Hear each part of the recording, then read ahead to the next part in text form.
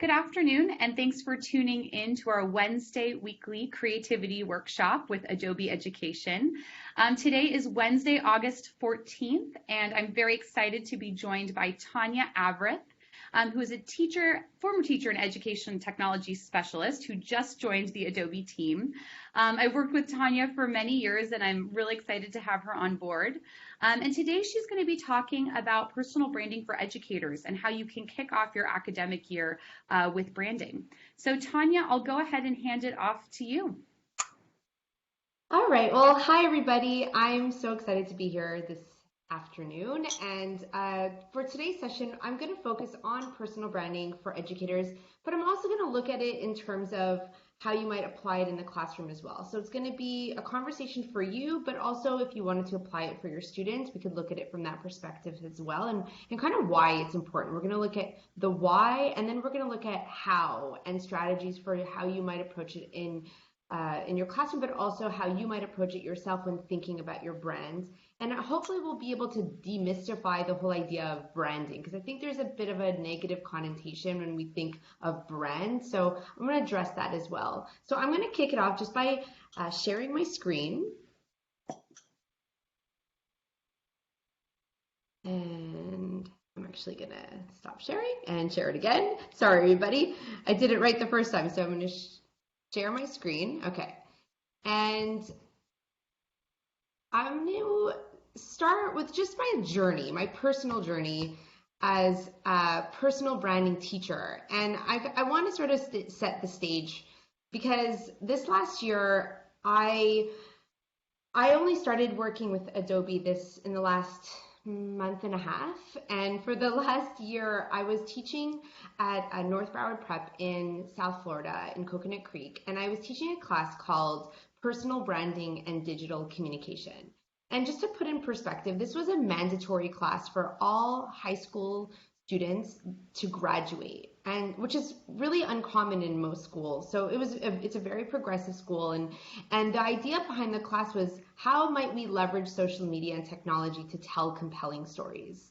And branding always sort of didn't sit well with me, because the idea of branding my 14-year-old students felt a little bit gross to me. I'm not in the business of having students sell themselves in that way. The idea really was around digital storytelling. How are you telling your stories? How are you connecting your story to a broader audience? How are you leveraging social media and understanding when to use the right media so that you can get your story out to a real audience? And so these were a lot of the big ideas that we focused on in this class. And I wanted to sort of take you through that journey of the why with my students, but also through the lens of you.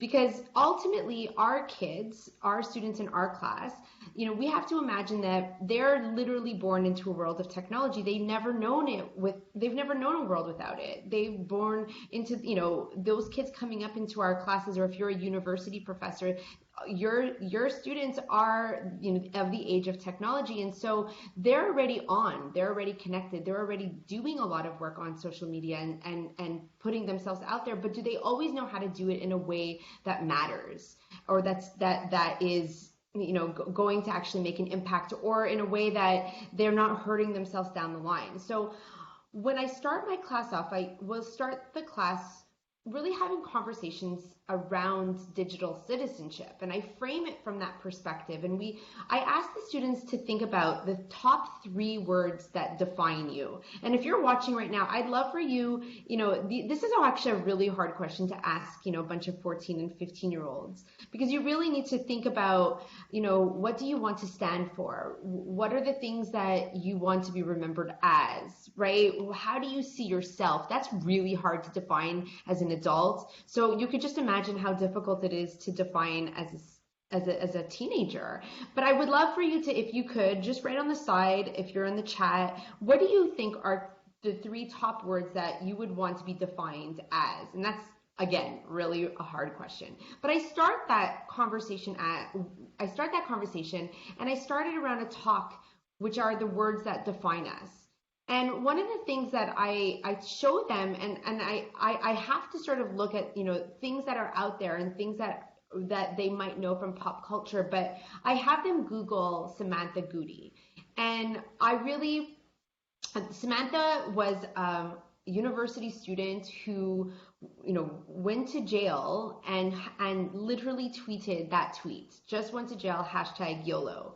And for this poor girl, this tweet went viral. And for a long time, and even for now, if you were to Google Samantha Goody, what ends up showing up is Vodka Sam. She's been on 2020. She's tried to do a lot of other outreach. She's still trying to sort of manage her story, but unfortunately for her, for a long time, her story is going to be defined by that one mistake that she made, which is not fair, but it is unfortunately for so many of us the world that we now live in. And so I have this conversation with my students, and I think it's important to even look at our own, our own brand and what is the story that we're putting off when we are Googled ourselves, and think, well, is that the story that I want to be remembered as? Because if you were to speak, I'm sure if I were to speak to Samantha and I were to ask her, what are the 3 words that define you? She would not put in Vodka Sam. That's not who she is, but unfortunately, that's what we see. And so understanding that the difference between what we see and what we want to see is really important when we're starting to think about putting out our own digital content. So then what I have my students do is I have them Google Beverly Pham. And I want to put some context to Beverly Pham. Beverly Pham was a student of my friend David Terrio in Long Beach. And this was actually in 2014 that she tweeted this out. And it kind of picked up a lot of motion in the ed tech sort of space with a lot of my colleagues and people that are sort of out there. Because when we think about this high school student who's like published her creative resume in class, and look at it, 100% she's using Photoshop or something really awesome, right? She's got some serious digital skills, but the whole tweet goes down and it says, and this is Brad Ovenel Carter, who's out of Vancouver, and he says, "Great work. Any tips for my students?" And then she says, "Brado, just be creative and you'll be noticed. Case in point, this video I made that got me noticed by some very important people." So I'm not going to play the whole video, but I'm going to just show you a little snippet of what she did. And you might not necessarily be able to hear the whole thing, but I'm going to sort of explain it. So she's actually singing. It's a parody on Let It Go. So if you read the words, so, right, her dream school is USC, but I guess it's not true. So think about singing it to Let It Go in the song. So she created this parody of not getting into her dream school using Frozen's Let It Go. And she tweeted it out because here's the reality. She didn't get in. She didn't get into her dream school. She didn't get accepted to USC. She applied, and her grades were not necessarily a reflection of her as a learner. It didn't paint the whole picture. So I would say to my students, well, do her grades ultimately define who she is? And do your grades define you, right? But for so many of our students that sit in our classrooms, they're stressed out on another level because for so many of them, unfortunately they do. Right? They have so much pressure that goes into their SATs and the scores that they get, but that doesn't necessarily define them. And so I teach the kids, well, how then do you communicate that message to an audience and tell the story that you wanted to tell without necessarily always having to rely on the grades that are put before those colleges? And so what Beverly did was such a really unique and interesting example of how someone in a Generation Z student might be a little bit more creative and savvy, but she created that video and tweeted it out, and she actually mentioned the college departments, and she put in people that were working in different departments, and she got noticed. And guess what? Beverly got accepted into her dream school at USC, which is so powerful, and she ended up graduating there, and now she's a sports reporter with Fox News. So you have to imagine how powerful that is, to imagine that you could actually potentially take charge of the story that you tell. And so this was a huge foundation for my students to sort of understand and understand then how they could do it. So I would get them to really start by Googling themselves. And I ask you to do the same. If you haven't, but I have a feeling those of you who are joining us today probably are the ones that would go about Googling yourselves. But this is such a good activity to do with everybody, right? What do you find when you Google yourself? Is it the things that you want to share, or is somebody else telling your story for you? Because ultimately you want to be the one that's telling that story. You don't want to rely on other people. And I think very often people think, well, if I don't have anything, I'm okay. Well, not necessarily. I mean, yes, if you have a pretty common name like John Smith, but if you're Tanya Avrith and you're the only one and someone else writes something about you, who then owns your story? It's definitely not going to be me that owns it. I'm at the mercy of everyone else. And so this is the conversation that you have to have as an educator for yourself, but also that you want to have with your students, because ultimately this is the world they're going to live in. They're going to be Googled by their future employer. They're going to be Googled by their future college recruiter. They're going to be Googled for the, let's be real, their future husband or wife is going to Google them. Like, that is the world we live in. So you really want to be thinking about what your story is. And so it's not so much about brand per se, but I really want to reiterate, it's really about the story that you tell. So in my class, what I put a huge emphasis on is positive, beautiful creations. I really spent a lot of time working with students and working with my colleagues as well. By the way, I'm going to show you an example of one of my colleagues as a prime example of a teacher who's really gone out of his way to start to own his story. But we spent a lot of time figuring out how we could get started with this and how we could tell those stories. And a lot of the work that we centered around was thinking about it in terms of how we think of negative, neutral, and positive. And actually, I took this from George Couros because I once saw him speak at a conference and it really resonated with me, the whole idea of thinking about it in terms of these three perspectives. So ultimately, the negative piece is the stuff that, is the vodka Sam stuff. We really want to stay away from those things that, like, would our grandmother approve of? No, grandma doesn't approve, don't post it. The neutral stuff is, well, I tell students, like, you're going to create stuff in Google Docs, you're going to have video tutorials that use Screencastify, you're going to have your flip grids. Those are really neutral. They're fine, they're great, they're not hurting you, but how then do you start to begin to create a positive presence?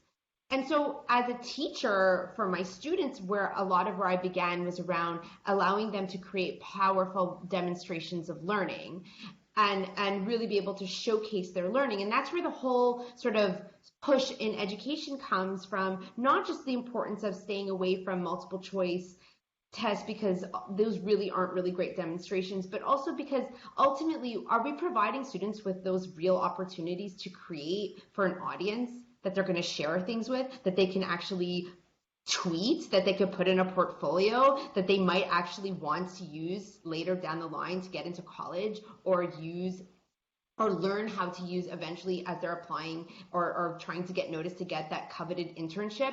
So this is super important. But as a foundation, very often we say that that's important, but there's certain skills that as teachers we need to understand and as our students need to also learn. And those are around those creation literacies, because we'll get kids to create stuff, but we'll spend like zero or no time really teaching them how to create. And yes, those are skills that you can learn. You can learn how to be more creative. You can learn how to, there are design techniques that you can learn. And so I would start my class off teaching them this. And I also teach this with, talk about this with my colleagues.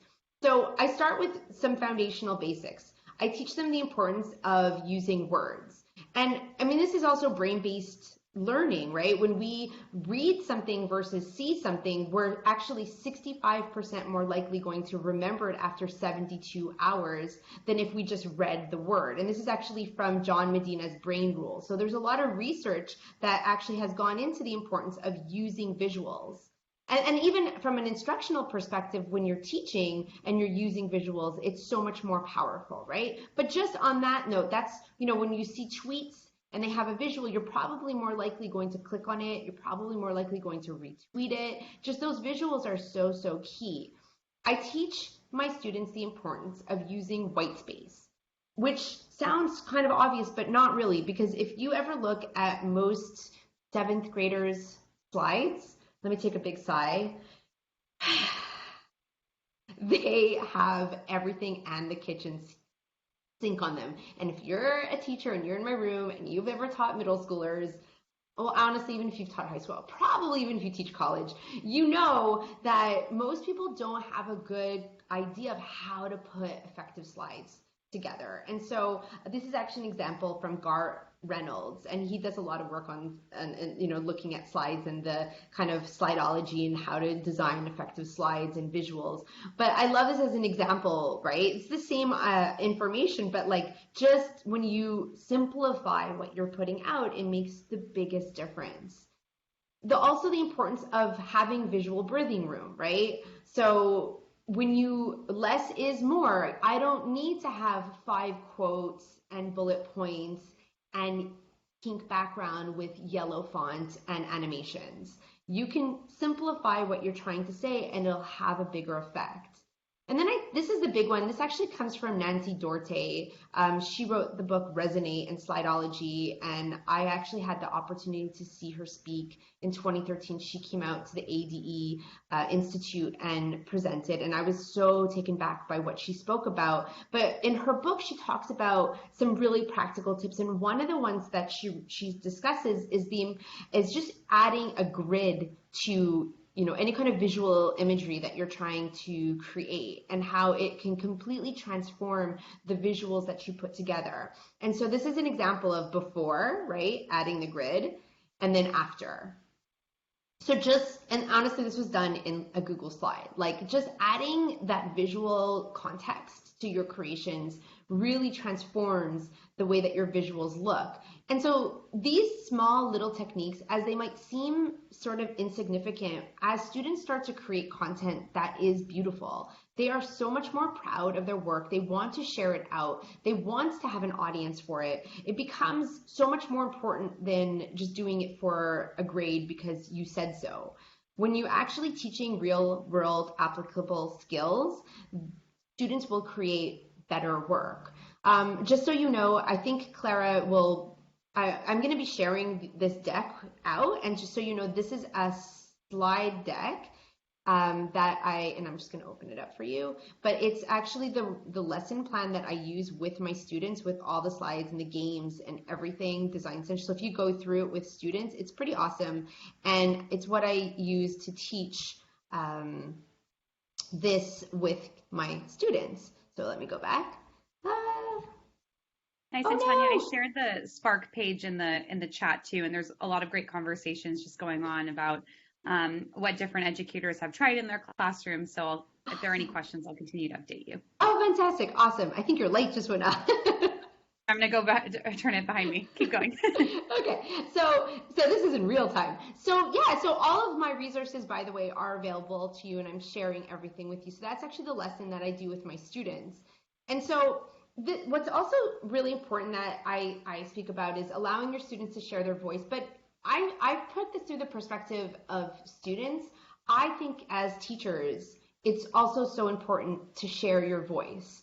Last year I worked at, when I was working at North Broward, I had been consulting for a few years, and then I went back last year. And honestly, I had no intentions of leaving. I loved it so much there. But I have to sort of share this, how important it was for me to share my voice, because I started off at the beginning of the year thinking, oh yeah, I got this. I know all this stuff. I know how to use technology in my class. I thought that I was going to, do so well, but I had been out of the classroom for a few years. And the reality hit really quickly that I was not as great as I thought I was. I really was really having a hard time, and I felt really isolated. And had I not had my network, my friends that I can rely on, had I not felt that I had the power to speak my truth and my voice and kind of reach out and be able to tell my story, I would have really suffered even more throughout that year. And I think that, we are at the front lines as teachers. We are in the trenches. We are doing all the work. And I think very often we feel like everyone has an opinion about what should be going on in our classrooms without even having the slightest clue of what we're doing. And so there is something so powerful about being able to share your voice and be able to get that out there and tell your story. So I want to sort of share it from a different perspective in terms of looking at it from our students. So my school is 14 miles from Marjory Stoneman Douglas, which if you're familiar with, on February 14th, not last year, the year before, that's where the MSD, there was a shooting. And we are basically the next sort of high school, right, like closest to where it happened. And our school was really heavily impacted by the tragedies that took place. And I also had a lot of students transfer into my school from MSD this year. A lot. I had a lot of students that were suffering from post-traumatic stress, who are just dealing with so much trauma and the after effects. It doesn't end for them. Maybe the media ends, but for my students, their reality has now shifted forever, and they live in that world. And so, very often I think what happens, and this is one obviously very extreme example, but this was the reality for my students. This is the reality for me and as a teacher. And so for so many of you as teachers and so many of your students, every day you are dealing with the trauma and the stress that you deal with and that your students deal with every single day. And so that's why when I say, like, it's so important to have that network and it's so important to have that voice, it's also so empowering for our students and for you to be able to share your stories. And if that's something that you're comfortable with, of course, it's not for everyone, but for my student, and I'm going to explain Logan as my example. For Logan, this has been so powerful for her. Beyond the whole idea of, she's branded her story and it's beautiful, whatever. Beyond that, she came to my class and wanted to talk. And that's not for everybody, but for her, she wanted to talk. And I was so touched and moved, and so were her classmates, by her ability to share her story. And so Logan created this story, and she used Adobe Pages. And she spoke about her experience as a student at Marjory Stoneman. And I have permission to share this from her. She wants to get her story out. This is her power. This is her ability to take her story and turn that day into something that she wants it to be remembered as. And so if you go through her story, you kind of get a sense of her as just this really regular, 15, 16-year-old student who just, living her life, and like being able to sort of see it from her lens is so incredibly powerful for me, but also for her to be able to share. That is her way of memorializing her friends. These were people that were in her class. These were her friends. And so she talks about her journey and sort of moving on, and how important it was for her to sort of move forward, and how she ended up moving over to North Broward, which is where we were, and how she memorializes her friends who died. And she created this really beautiful video, and you might not be able to hear it, but it's actually just a photo montage. And if you hear the music, she's actually playing it to Here Comes the Sun by the Beatles. So if you imagine the song behind, like, it's hard to watch this and not cry, because it's just so beautiful to think of Logan as just this really regular 15-year-old kid, and imagine what she goes through every single day of her life. And she's one of so many students that unfortunately are dealing with this trauma and have this kind of story that they unfortunately have to tell. So, it just sort of gets me, like she writes at the end, like at the end of this, I live today for those who can't, but most importantly, I live today. What an incredibly powerful statement to come from a 16-year-old girl. So this whole idea of being able to tell your story is so much more than just selling yourself or branding yourself. It's really the importance of allowing them to have that voice and allowing you to have that voice. So I'm going to step back for a second, and I'm actually going to make this a little bit more practical. I don't know how I come back from talking about Logan and then sort of showing you how but a lot of this work, I think, is empowering as you go back to the classroom this year, or as perhaps you teach pre-service teachers, as you're thinking about, how are you going to approach your curriculum? How are you going to approach, projects this year? I want you to think of it like this. Like, I think very often we get caught up in the minutia of our curriculum and we think about content. And I get that. Like, you have Regency exams in New York, or, you have standardized tests that you have to approach. But I want you to also imagine that for so many of our students, and of course, they have to pass these tests, but we don't have to teach to the test in the same way. Like, they can learn in so many different ways. And so providing them with these opportunities to write and create video content and to share their story, or even if that story is related to within historical context, this is so much more powerful for them when they're able to get their ideas out.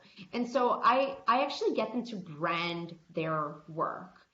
And the way that I start is I actually start with Adobe Post. So hold on, I'm just gonna show you the whole screen. So I start with Adobe Post, and I have my students create their own logo.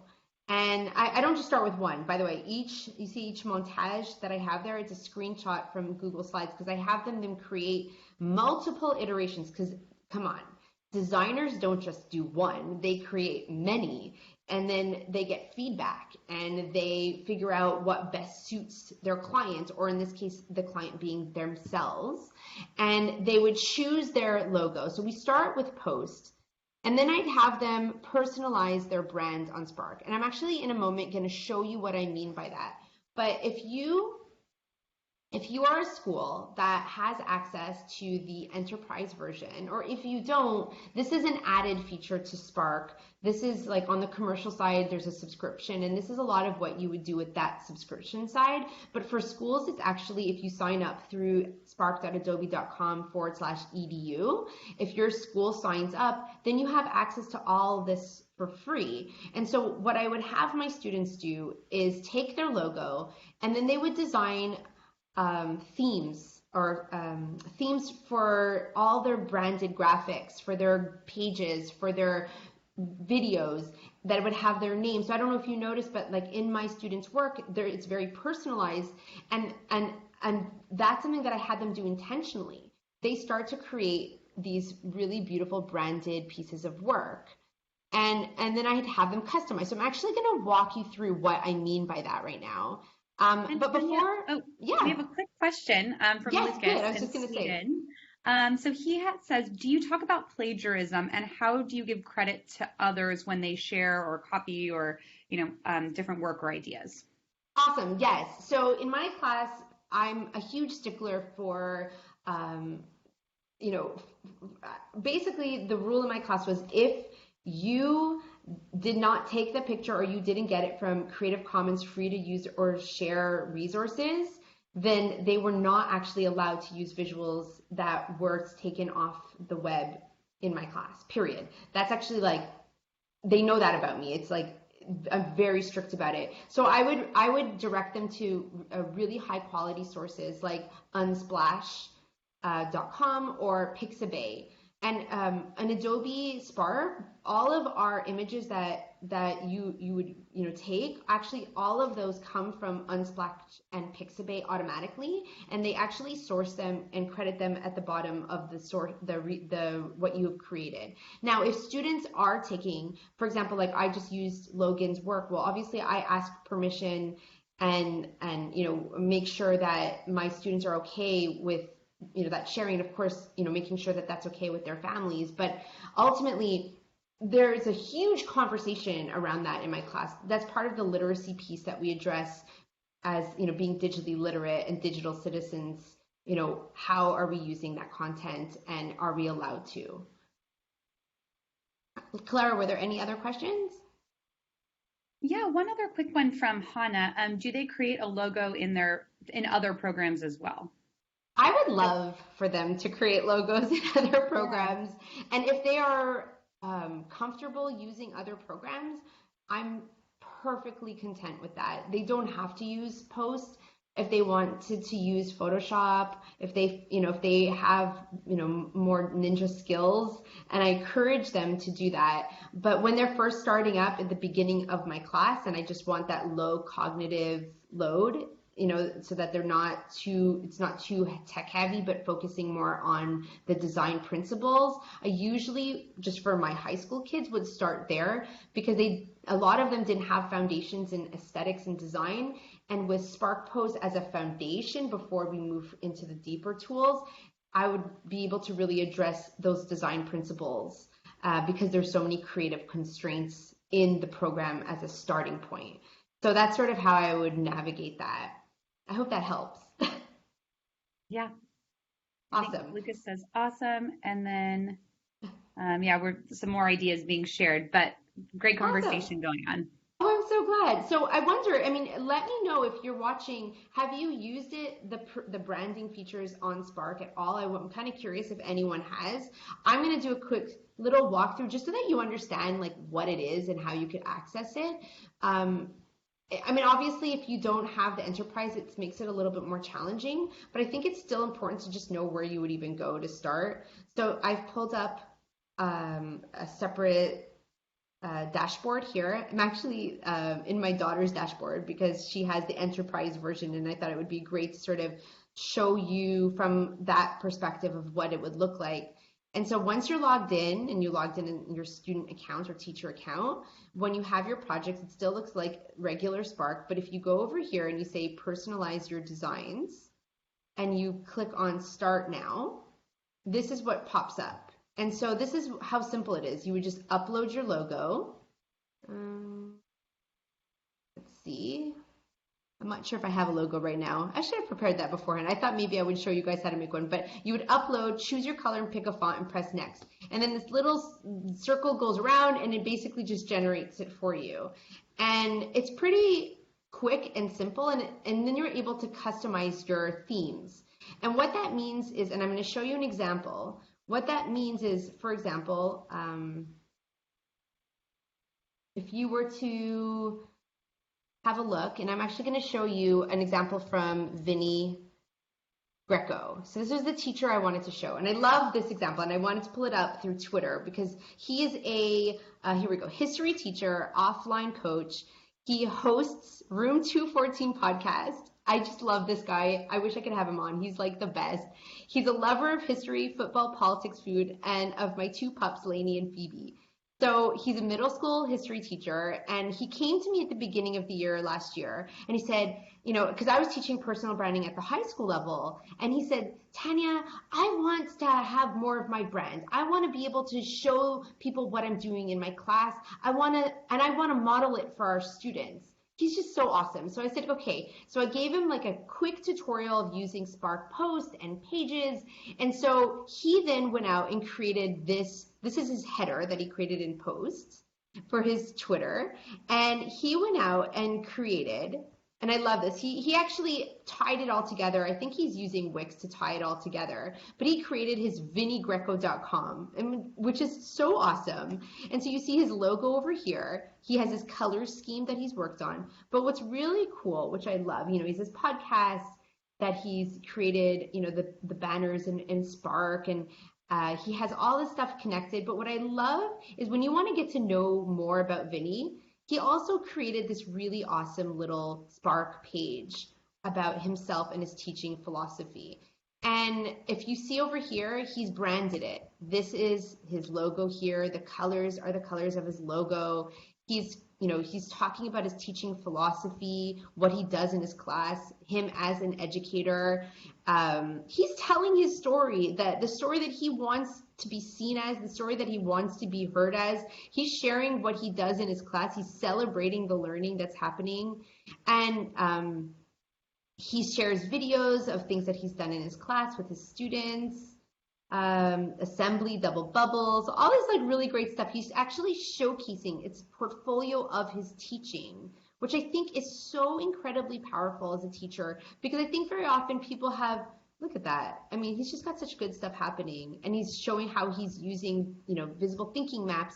I think very often we kind of get isolated in our class, and it's really powerful to be able to say, first of all, as a teacher, yeah, I've done this stuff. Here's some stuff that I've done. And I think it helps you also feel so proud of yourself. Like, you know what? As a portfolio for myself of what I've done with my class, I did do a lot. I was able to accomplish so much with my students. And here's what it is. And so he created a podcast with his students. I mean, he's doing like seriously deep learning with his kids that he's showcasing here on his own personal process portfolio. And he's modeling that for his students. And I can't think of anything that's more powerful as a teacher in terms of being able to tell your story, being able to showcase your growth and also your students' growth, being able to also model for your students the importance of making your thinking and process visible. So I wanted to share that, because I think not only for our students, but for us as professionals, this is so incredibly powerful. So I'm actually I'm going to just stop at that for now and sort of open up the floor. Clara, if you have any questions, or if there's anything that people would like me to sort of show more, or maybe anything that you might want me to address more. Yeah, no, this is really great. And I love the example. I just gave a shout out on Twitter to Vinny Greco, so I hope I can connect with him soon. I love those examples. And Hannah just shared some examples that she uses with branding. So she shared a couple Spark pages in there too. We do have one question from Lucas about accounts. And Lucas, I'm not quite sure if we can answer that in this session, but if we can't answer it, I'll make sure to reach out to the Spark team. But if students have individual Spark accounts and they have content on there, and then the school district or school gets a license, can you migrate the content that's on the personal student account to that? Okay, so this is a question that I've been asked a lot recently, and I think right now where I'm going with that is for now, and I'm going to just share my screen again. I'm just going to show you very quickly something, and it's not a perfect world at the moment, but what I do want to show, hold on, I'm in tab hell, Clara. I'm the same way. Oh my God. Okay, here we go. So let me go here. So this is actually a new feature in Spark, but what you can do now is you can invite, I don't like to call it collaboration per se, because I can't be in the same work as, let's say, Clara and work on it simultaneously at the same time. However, I can invite somebody, I can share it, and I can duplicate it now. And that's something that we could not do before. So that's why I said it's not a perfect solution, but it's better than it was. Because before there was no way of getting your work out, and now you can. So in terms of that whole migration piece, that is a question that I definitely, and I know that our development team is going to want to have more conversation around, but we're still working that out. Perfect. And thank you for that, Tanya. And I know that's a great solution in the interim to be able to collaborate on a project, even though it's not simultaneously, you can still add to it. But I know that's a request that's come through, Lucas, so we'll keep you updated on that. And I just want to add, I don't know for so many teachers that are watching or might watch later on, if you are a connected educator, but I do want to share how incredibly powerful that is, to be able to showcase yourself as an educator and as a learner in that process. So, I mean, this is just Vinny. I'm on his, site right now, but his ability to be able to then not just create, but then share and be able to have an audience for that work, I think is so incredibly powerful.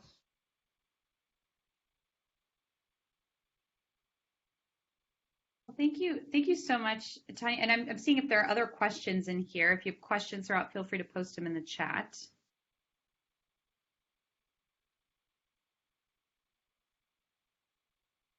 And I also shared your Spark page in the chat. And if there are any other links, we'll definitely send them out with the recording too. Well, I just want to make sure that you see in the page, Yep. At the very bottom, and again in tab. Here we go. At the very bottom, I want to make sure that you see that if you do create anything at all, I would love to be able to see what you do. I'm dying to see what people make, not just for themselves, but with their classes and their students. So please share out. Mention me on Twitter. I'm at Tanya Avrith, and we tend to use hashtag #CreateEDU. So I would love to see. I'm sure Clara also is dying to see, stuff that you guys are making, not just with Spark, of course, but anything that you're creating, anything that you might be doing that's telling stories that really is powerful for our students and for yourself. And feel free to reach out to me as well. If you ever have any questions or inquiries, you can email me at avrith@adobe.com. So yeah, I wanted to make sure you're able to get a hold of me. Thank you, Tanya. And I'm posting some of these in the chat too. But some great feedback. Suzanne says, thank you, it was very interesting. Lucas, thank you for explaining and wants to get around to it. So looking forward to seeing how you'll implement it in your own classroom. And Tanya, any other final announcements before we stop the recording for those who are watching the recording? Well, I mean, I don't know if those of you that are watching will be at FETC. We hope to see you there. We're going to be, Clara and I are trying to plan some fun stuff for you guys, but we hope that you will be able to see you at FETC. I'll be around. There will be a lot of kind of cool things coming out. You can look out for a blog post that's going to be posted soon on back to school, sort of getting started with your own personal pages. So we'll be posting that very soon. So some cool stuff, some ideas coming out. Hopefully you'll be able to get some ideas you can take back right away. So yeah. Awesome. No, thank you so much, Tanya. And for those who have been to FETC or are going to FETC again, it'll be in Miami, Florida this year from January 14th through 17th. And if you can't join in person, we'll be sharing a lot of social media updates. I know Tanya and I have been bouncing some ideas back and forth about sharing some live videos. So you'll definitely be able to access a lot of that content, even if you aren't there in person. Well, thank you so much again, Tanya, for joining us. Really appreciate you taking the time and sharing so much about branding, not only for educators, but for students and how important that is within digital citizenship. So really appreciate it. Thank you so much for having me, and I hope people were able to take an idea that they can apply this year, maybe even just one idea. So thank you. Well, thanks again, and be sure to join us next week. So next week, Wednesday, August 21st, we will be on at 12:00 p.m. Pacific time with Jess Campbell. So I'll be sharing some more updates about that before next week. But thank you again, and we'll see you next week on the recording.